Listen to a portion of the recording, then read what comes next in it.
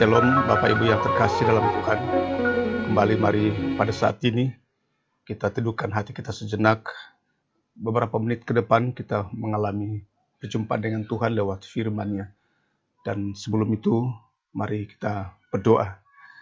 Ya Tuhan, terima kasih untuk topangan-Mu kepada kami berjuang menjalani hari ini dalam berbagai peran dan tanggung jawab kami. Dan Tuhan memperjumpakan kami lagi malam karunia-Mu. Dan malam ini, sebelum kami membaringkan tubuh kami rindu lawatan-Mu lewat firman Tuhan. Roh Kudus yang terus mendampingi hidup kami hingga mengajarkan hal-hal yang terpenting dari setiap perkataan Tuhan. Di dalam nama Yesus kami berdoa. Amin. Saudara, tema kita saat ini diberi judul Hal Batinia dalam Tubuh yang Lemah.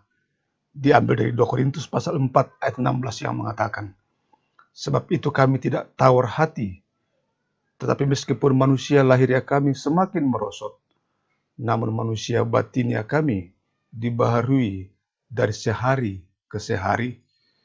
Saudaraku yang terkasih dalam Tuhan, usia pensiun atau masa-masa pensiun adalah sesuatu yang tidak bisa lepas dari kehidupan kita.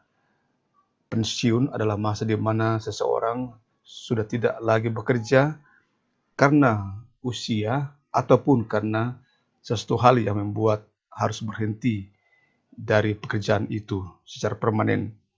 Dan pensiun seringkali samakan dengan tidak produktif.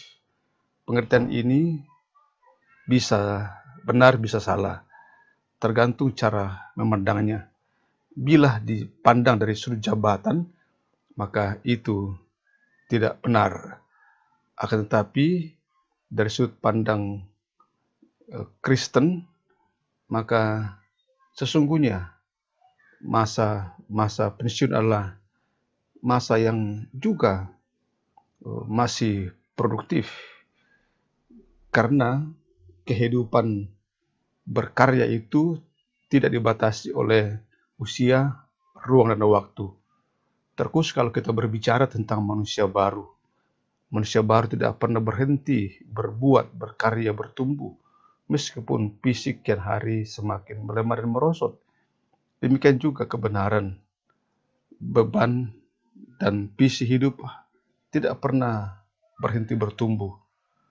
Selalu berjuang untuk mewujudkan visi dalam pelayanan, dalam hal ini kerajaan Allah.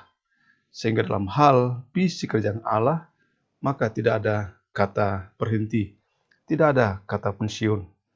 Visi hidup adalah harta yang terpendam dalam manusia lahiriah.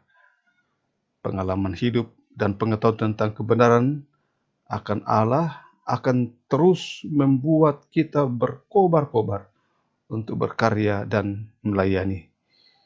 Jabatan memang bisa saja berakhir pada saat tertentu, karena usia atau karena situasi tertentu. Tetapi visi hidup, visi tentang kebenaran selalu melekat dalam diri kita. Dengan demikian, semangat tentang visi hidup itu menjadi penting. Terus-menerus memanifestasikan diri melalui berbagai bentuk pelayanan bagi pekerjaan Allah. Secara fisik, manusia lahiriah bisa saja kita lemah dari hari ke hari, seperti yang dikatakan dalam 2 Korintus pasal 4 ayat 16. Namun secara batinnya, manusia senantiasa diperbaharui oleh Tuhan. Jadi, semangat hidup tidak pernah berhenti, meskipun jabatan berakhir. Saudaraku yang terkasih dalam Tuhan, dan karena itu, begitu pentingnya kita terus mengobarkan visi hidup, visi kerajaan Allah dalam kehidupan kita.